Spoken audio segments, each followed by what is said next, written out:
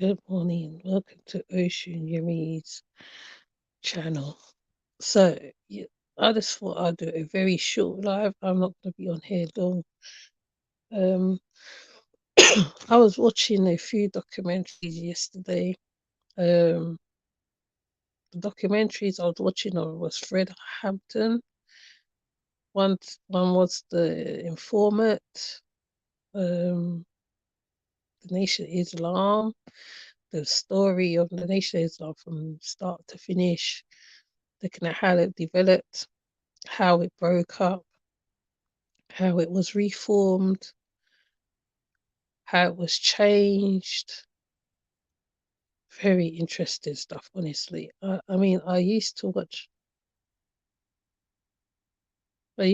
watch a lot of stuff before, and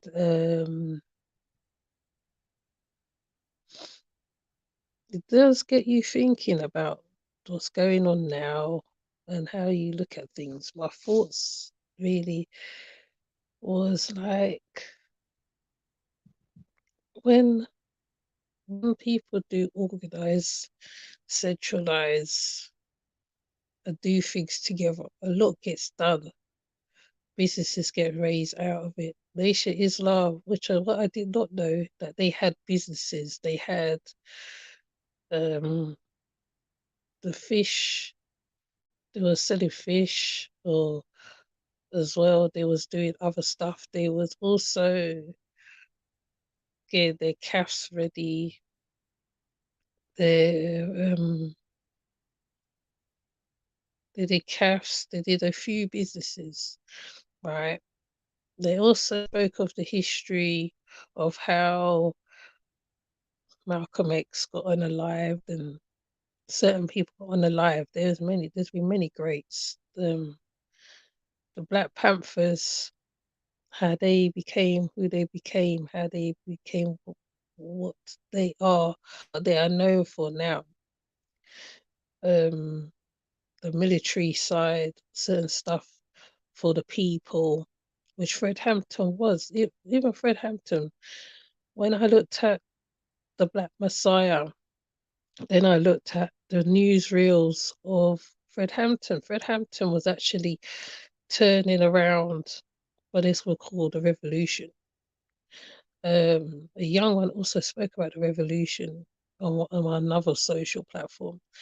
Um, he really wrote. He got other people, other I'll say race, to accompany him to help move stuff. And that was the danger to which he was a danger to, I would say, well, they were saying a danger to America. Now, on the surface of it, they said that he was a terrorist and all this stuff, but he really had enough. He had enough. He had enough of being down. He had enough of being stopped. He had enough of being treated like like a dog.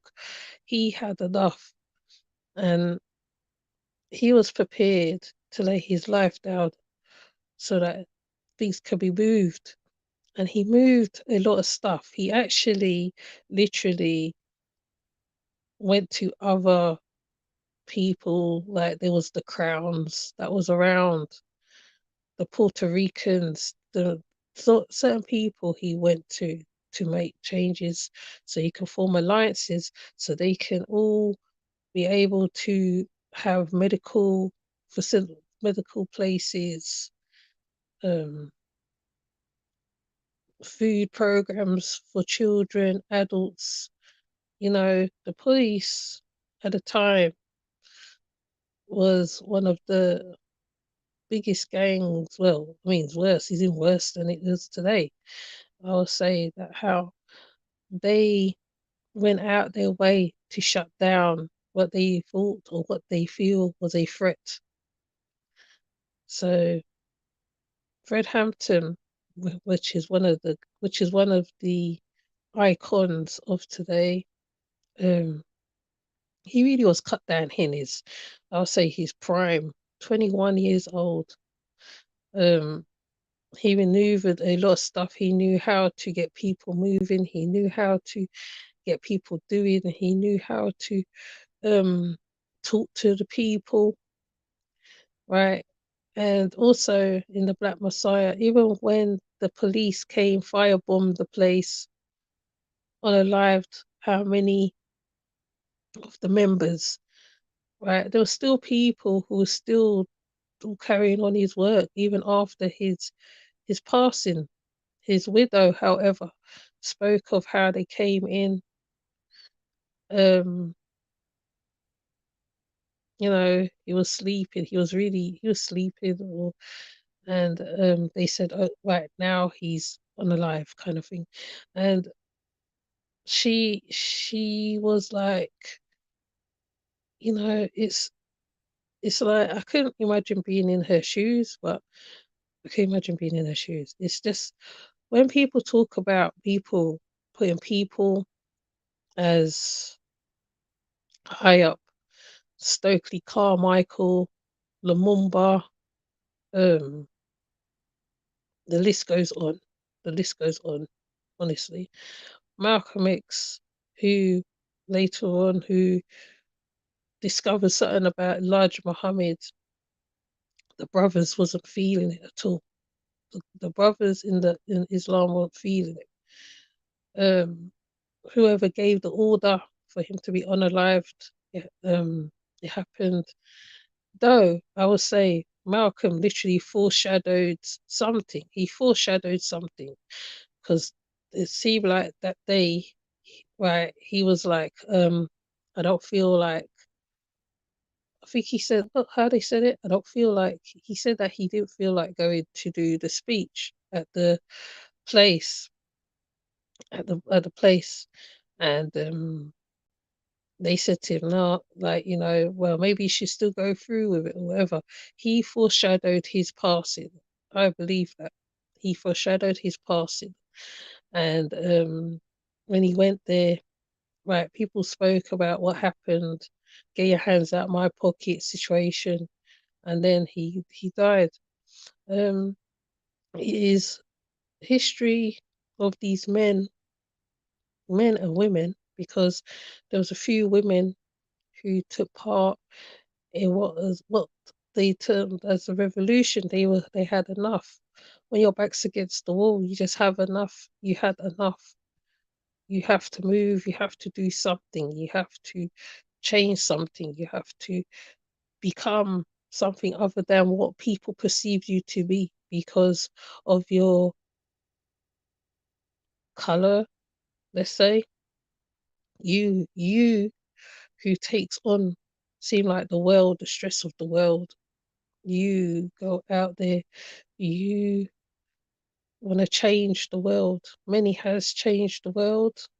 They have changed in certain spaces. Certain places still haven't changed. The laws of certain things still stands, and people still fight to be seen as equal. Um, so when I was watching the documentaries, a lot of things was crossing my mind at that point. Um, when he was saying certain stuff, when he spoke about Islam as being peaceful, um, and they spoke about the Surah, they spoke about the Quran, they spoke about how they came into it, they spoke about how um, Elijah Muhammad's son became an Imam. He didn't just only become, he became a real Muslim. He spoke of, you know, he spoke about when the wind blow, how the shutter didn't move. He didn't move. And he spoke to empower the people. Now, when people like this comes out of the woodwork, there's a line or something that they have people that they place inside of the organizations to take down these people. Now, in Fred Hampton's situation, the informant, as much as he informed, it seems like he felt guilty of whatever he unalived himself, which I didn't know, even though they said it on the movie, but I didn't know. I would have looked. I want to research to see what happened to him. Um, Fred Hampton's son, however, continue Fred Hampton's work to this day. Um, it just shows you that one person can move a lot of stuff. They are seen as a threat. They are seen as the ones who, when they're moving, when you're moving too much people, when you're getting them up and ready, when you're getting them to see the importance of their life, when you know what I mean, when you're seeing the importance of your life, when you're seeing the importance of you can move mountains, you're prepared to stand up to give your life for the people. How many people says, oh, they were paid, they were boule, they were this, they were that. Um, I don't know. I don't think that, because Malcolm X also influenced one over here called Michael X. And when he came over to Ladbroke Grove to meet Michael X, even though Michael X later on turned out to be a bit of a thief in a kind of way, Malcolm X touched far and wide, um, by any means necessary talk. He gave that beacon so that people could stand up for themselves. Now, people who don't get it, who don't understand, who's not in the same standing as one who has their life threatened around the clock, right? And this is also in America, which I know is worse with police, etc. Their life is threatened 24/7. You cannot even go and even look at a building just to go see what's it like. Knowing that you'll be unalive, you can't make any movements. You have to always be constantly be aware. Even the ones who innocently go knock on the wrong door then gets taken out of this world. So these documentaries, I feel sometimes you just need to sit back and just watch a documentary, reevaluate what's going on with you, with yourself, also what's going on around with the community, right? The community is the biggest, strongest thing. When your back's against the wall, you move in accordance, you move in unity. You may get the one who's a bit rough around the edges, but sometimes those ones who's rough around the edges, they get the job done. Fred Hampton was put in jail. I think they put him under false charges. He was put in there for how long? Um, they put him in solitary confinement, according to the movie. Solitary confinement. When he came back out fighting. He wasn't playing at all. He wasn't playing. And when you have the fighting power in you, the powers that be, they be in fear of you because you are talking out for the people, you know. So, like I said, this is only a short one. I was just watching the documentary and I just had a few thoughts and I thought I'd put it out as I've rise. I just thought, let me just put it out because maybe you might have watched the documentary with these people, with these men, and you are just like, wow, they are very strong men, strong people, men who will move for the people, men who are prepared to put down their lives. It's not about just being a rapper or whatever, which is what the conscious community seem to have turned into. There are some who's out there and they're doing the works probably under the radar. And these people that we look up to, or icons, because they are icons. Um, what can I say?